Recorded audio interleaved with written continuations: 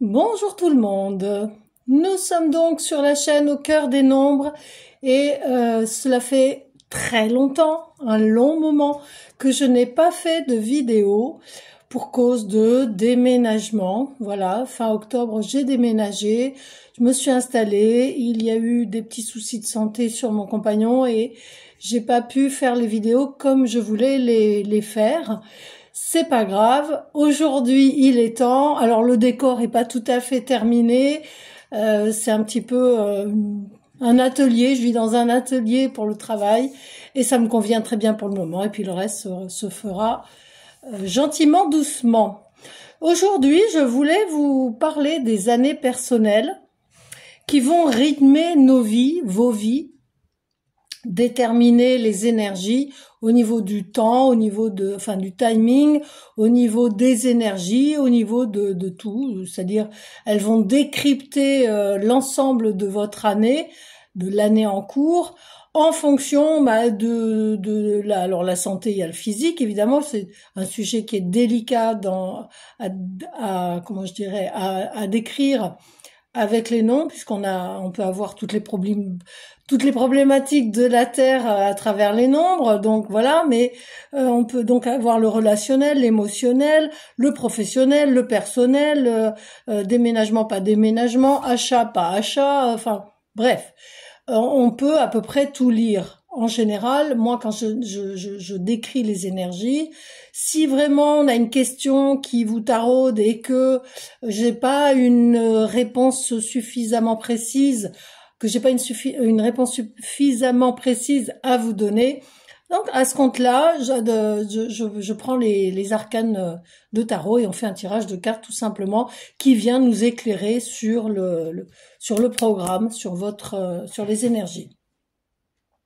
Alors, les années personnelles. Alors déjà, je voudrais parler un petit peu des cycles rapidement. Il y a les années universelles, par exemple 2024 est une année universelle. On va dire que tout le monde est concerné. 2024, c'est une année 8 avec la vibration 8. Qu'est-ce que ça engendre comme conséquence, comme action à faire, ou en tout cas, le 8, c'est remettre de l'ordre, faire un bilan, et donc, c'est, on va dire, d'un point de vue général. Ensuite, les années universelles, donc, concernent tout le monde. Les années personnelles, ça va être en fonction de votre thème à vous. C'est-à-dire, le jour de naissance, le mois de naissance, et l'année en cours. Non pas votre année de naissance, puisque là, ça donnera le chemin de vie, votre thème de naissance, qui ne bougera pas. Ce sont les années personnelles qui décrypteront les énergies annuelles. Donc, par conséquent, jour de naissance, mois de naissance et année en cours vont donner votre année personnelle. Alors, on peut prendre un exemple. Je sais pas, vous êtes né imaginons, vous êtes né le 1er mars. Bon, et ben le 1er mars, c'est 1 plus 3 plus 2024. Ça donne 2024 plus 3, 2027 plus 1, 2028. 2028, c'est le total de l'addition, mais on va pas le laisser comme ça. 2 plus 0 plus 2 plus 8, ça fait quoi? Ça fait 12. Donc ce sera une année 3, puisqu'un année plus 2, ça fait 3. 3 par le 12. OK? Mes calculs, j'ai choisi depuis le début que je travaille en numérologie karmique ou karmique tibétaine, telle a été ma formation de début, de faire des additions verticales. Parfois, les résultats sont un petit peu différents avec une addition horizontale. Et moi, pour moi, la verticalité, c'est je suis debout, je suis connecté au ciel et connecté à la terre, je suis l'intermédiaire entre les deux, je suis debout. Les énergies sont différentes. Voilà, donc il y en a 9, ça va de 1 à 9. D'accord? Je vais vous décrire un petit peu de 1 à 9 les énergies qu'on peut trouver. Ensuite, il y a autre chose qui est important à savoir. Imaginons la personne qui est née le 1er mars. Ça veut pas dire que le 1er mars, boum, elle change d'année personnelle. C'est 6 mois avant. Je suis gentille parce que je trouve que le temps un petit peu changé et qu'on est parfois même un peu en avance. Donc, si cette personne est née en mars, l'énergie de l'année personnelle, par exemple de 2024, va démarrer 6 mois avant. Ça donne quoi 6 mois avant ça doit donner septembre. Voilà, septembre. À partir de septembre, les énergies de l'année de cette personne, en tout cas, démarrent. Les énergies de 2024 démarrent. Donc ça donne un mélange d'une année 8 qui se termine et une année 3, pardon, qui va commencer et une année 2 qui va se terminer. Puisque si elle va commencer le 3, c'est que avant il y a bien le 2. D'accord, voilà, je reviens un peu à du basique, à de l'évidence. Voilà, donc si vous voulez, c'est pour ça que parfois c'est ça qui est un peu compliqué, c'est ce jonglage entre quand est-ce que ça commence. Alors, je pense que on sera pas tous d'accord, que ce soit numérologue, énergéticien, on sera peut-être pas tous d'accord. Voilà, moi c'est ma façon de travailler. J'ai souvent vu que ça collait, donc je continue sur ce chemin-là, mais c'est vrai que on peut ne pas être d'accord. Voilà, mais ça m'est égal. À un moment donné, il faut prendre des décisions, faire des choix et prendre des décisions. Alors, les années personnelles, donc, vous avez compris le calcul, hein, jour plus mois plus année en cours. Celui qui est à la fin de l'année, par exemple, qui est né au mois de, allez, on va dire le 3 décembre, 3, 12, ça fait 15, plus 2024. Oh là, qu'est-ce que j'ai été me choisir, moi. Alors, attendez, je vais quand même le faire. 3, 12, et on va prendre 2024, ça donne 9, 3, je fais une addition normale, hein.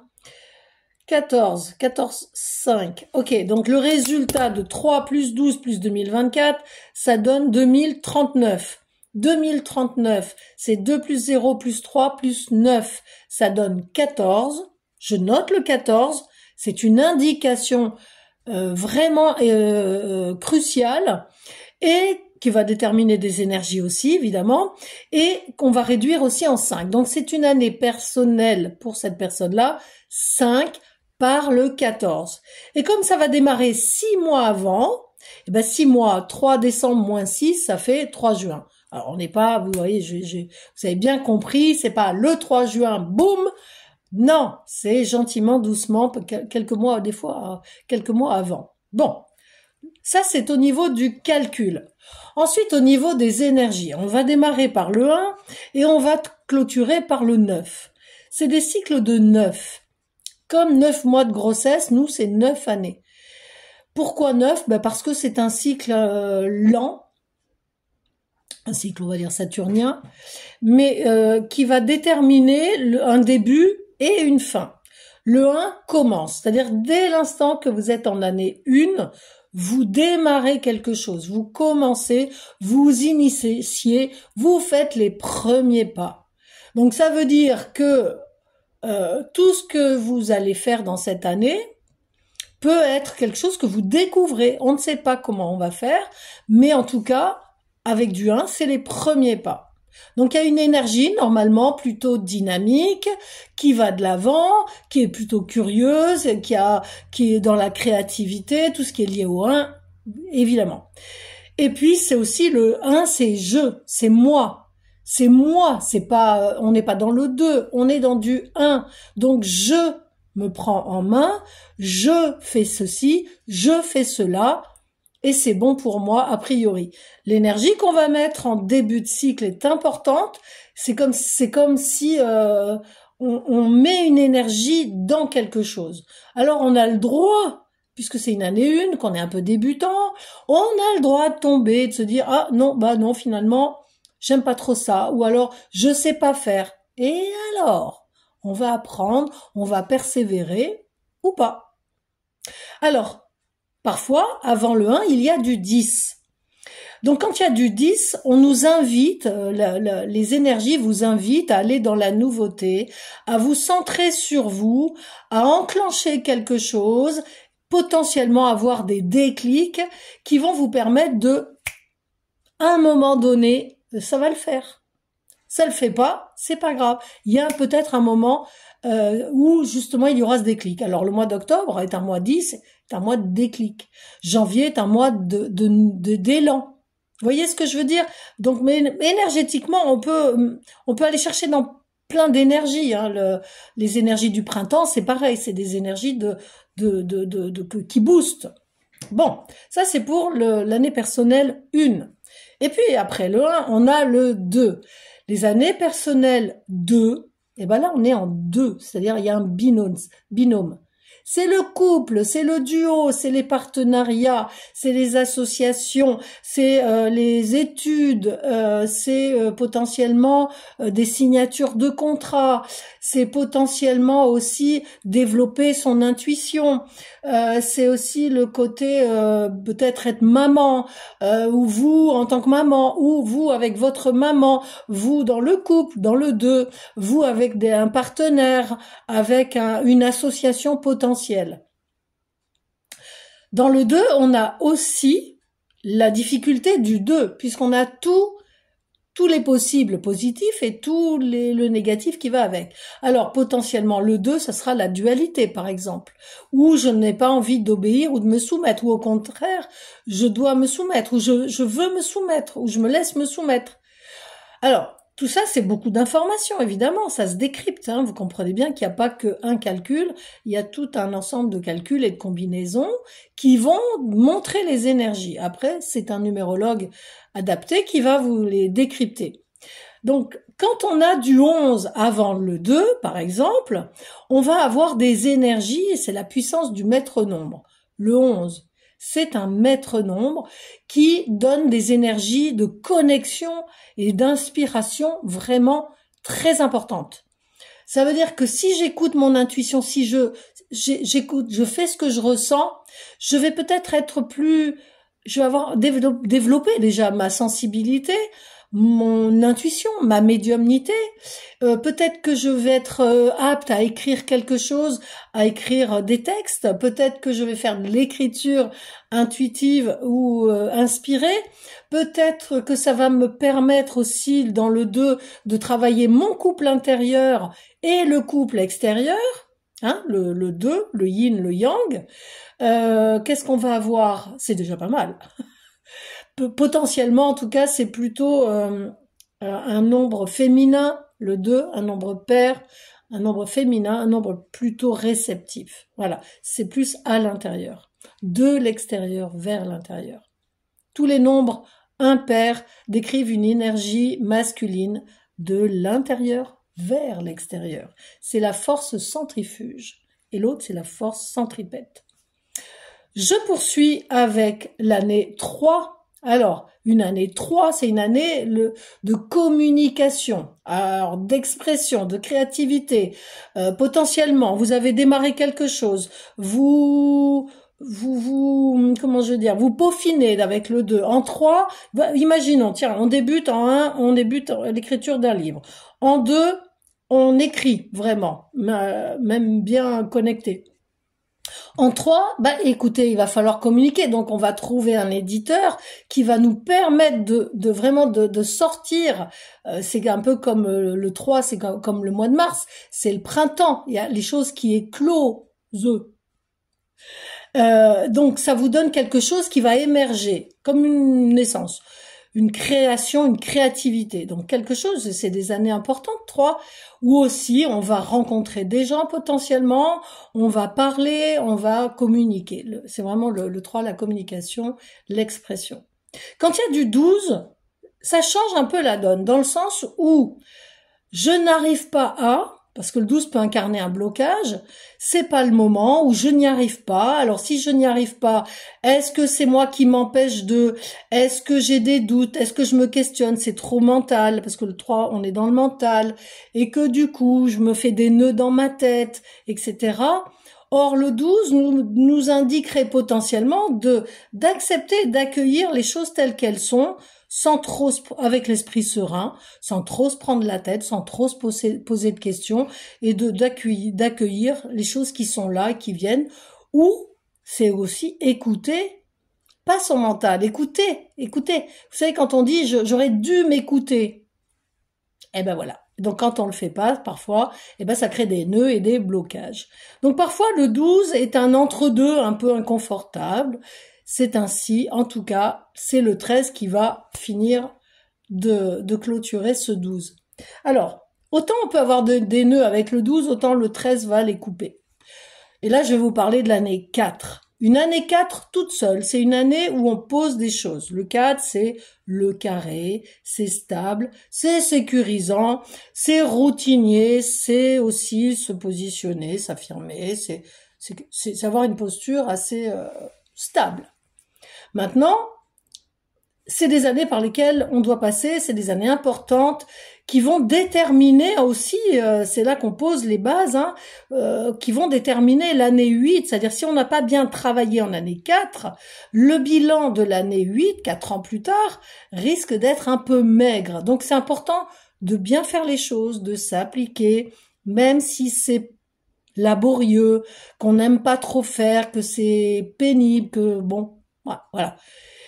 C'est essentiel. Alors, quand il y a du 13, le 13 étant la transformation, mais c'est aussi parfois comment je dirais, les ruptures. Parfois c'est des stops. C'est un arrêt. Voilà, on doit s'arrêter. On arrête de travailler. On arrête un travail. On change de lieu de travail. Oui, de poste parfois, tout simplement. Ça peut être un accouchement. Autant on a la gestation avec le 12, autant le 13 peut parler d'un accouchement. C'est un accouchement de soi-même aussi. On a une matière à la base, par le 1, puis après le 2, puis le 3 et le 4, c'est que devient cette matière. Alors, je vais pas rentrer dans l'alchimie, mais bon, ceux qui connaissent un peu vont pouvoir peut-être faire la traduction. Mais le 13 va vraiment marquer parfois des choses difficiles.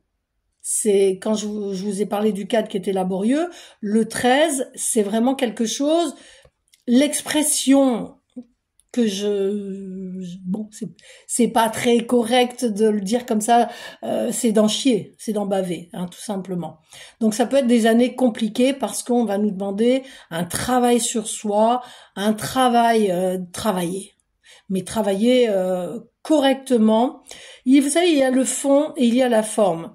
Parfois, on a le fond est bon et la forme, c'est-à-dire la façon dont on s'y prend, si elle n'est pas correcte, vous allez voir que ça ne va pas prendre.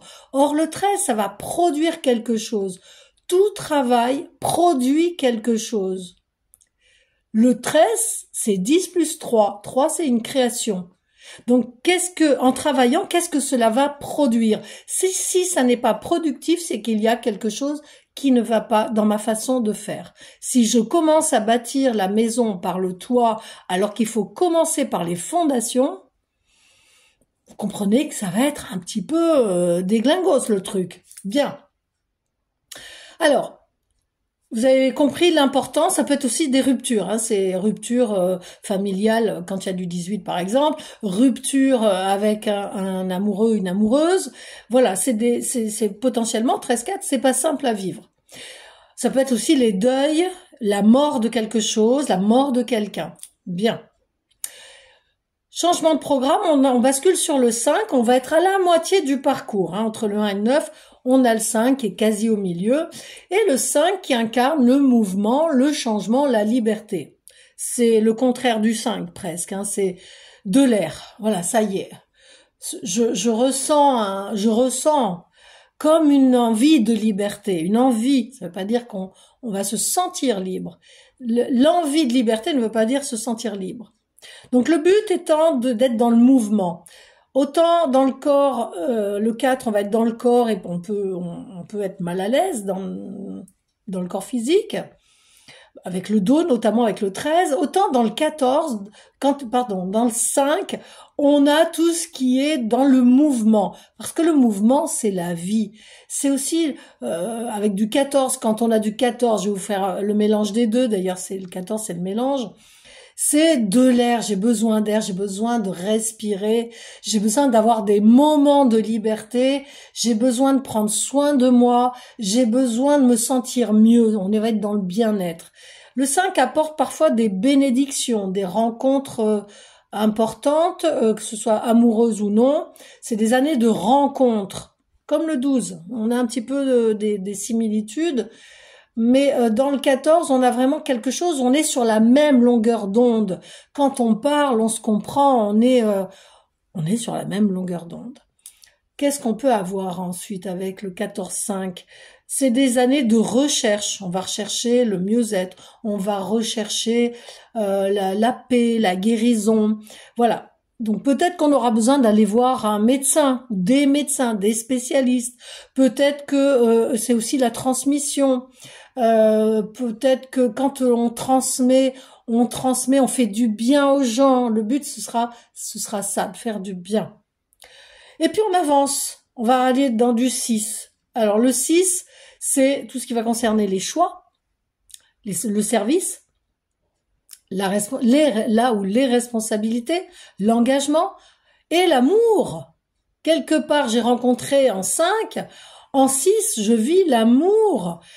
C'est le choix, souvent, vous savez, on va en parler du choix juste derrière, mais le 6 étant l'amour, je fais des choix qui sont bons pour moi. Sinon, c'est que je ne m'aime pas. Quand il y a du 15, c'est aussi se faire plaisir, apprendre à se faire plaisir. C'est, imaginons, je vais aller me faire masser, ça va me faire du bien. Mais c'est aussi peut-être de développer votre magnétisme aussi, c'est de toucher, d'apprendre à toucher l'autre. Et on peut toucher émotionnellement aussi. On n'est pas obligé de toucher avec sa main, le contact. Même si le 15-6, pour moi, il y a une notion de contact physique. Le 15, c'est je vibre pour quelque chose. Ça me rend pétillant, ça me rend vibrant. J'ai envie, j'ai tellement envie de ce truc-là. Ça m'obsède.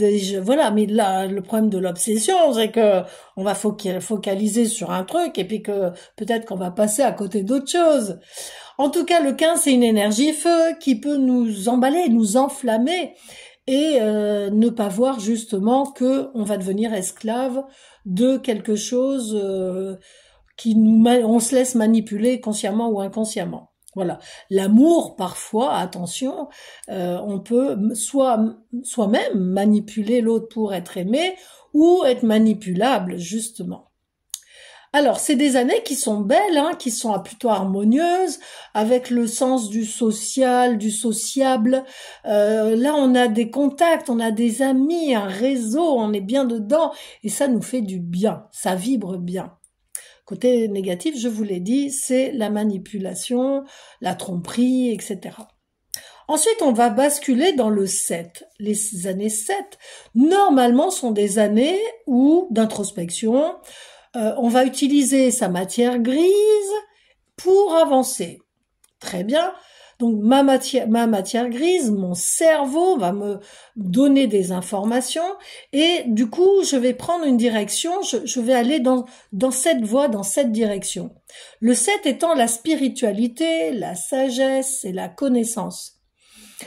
Si j'utilise la spiritualité comme voie de sagesse pour avancer, je vais avancer différemment que si j'ai un 7 un peu brut de décoffrage, vous savez, les 7 souvent sont des guerriers, des battants, mais un peu rentre dedans.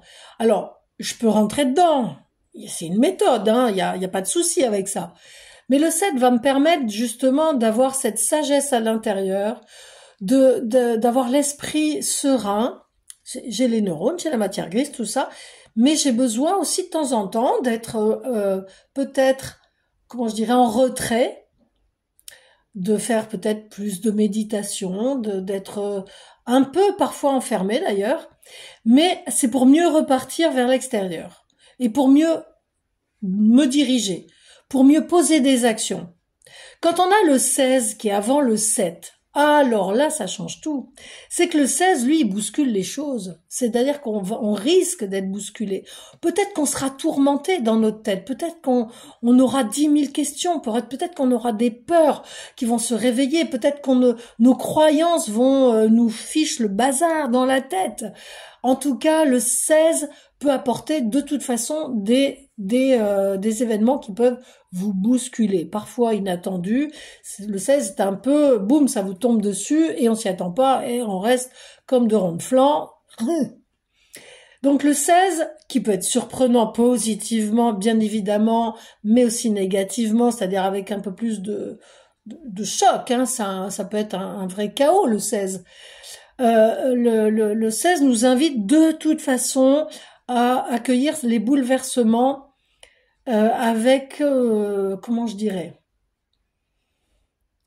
on va dire une certaine, avec la spiritualité, on va comprendre que ce qui nous arrive n'est pas le fruit du hasard. Ça n'est pas le fruit du hasard. Le hasard n'existe pas.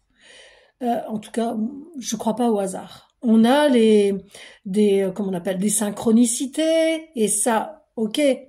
Là, le 16, quand les choses doivent se modifier dans votre vie, elles vont se modifier avec ou non votre consentement. Le 16, de toute façon, boum, on va dedans.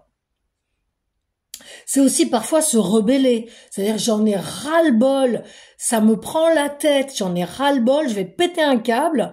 Et parfois, on a des burn-out, on a des AVC, il faut être vigilant avec le 16, parce qu'il est quand même assez tonitruant et assez violent.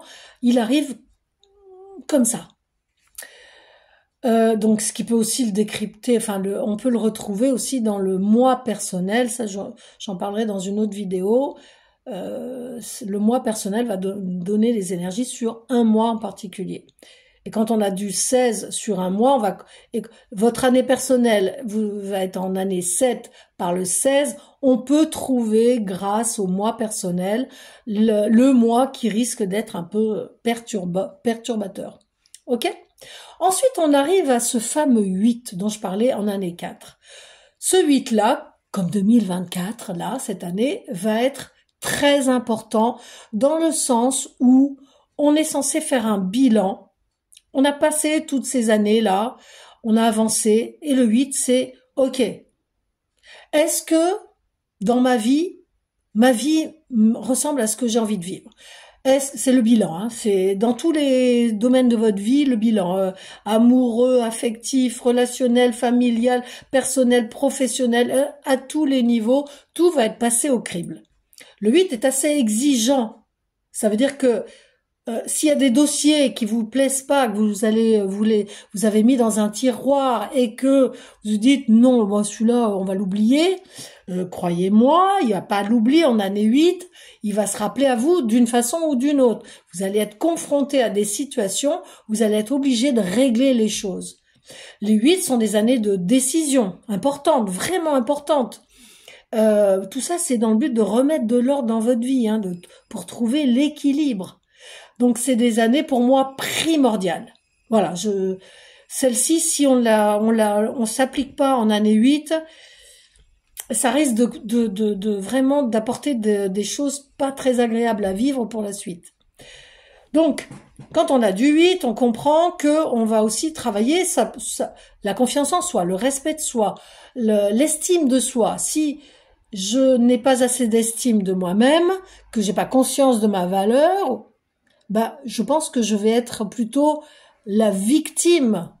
C'est-à-dire, pas de bol, hein, je serai un peu le Calimero, ça sera la faute à pas de chance, c'est pas de ma faute, etc. Donc ça, c'est quelque chose qu'il faudra travailler.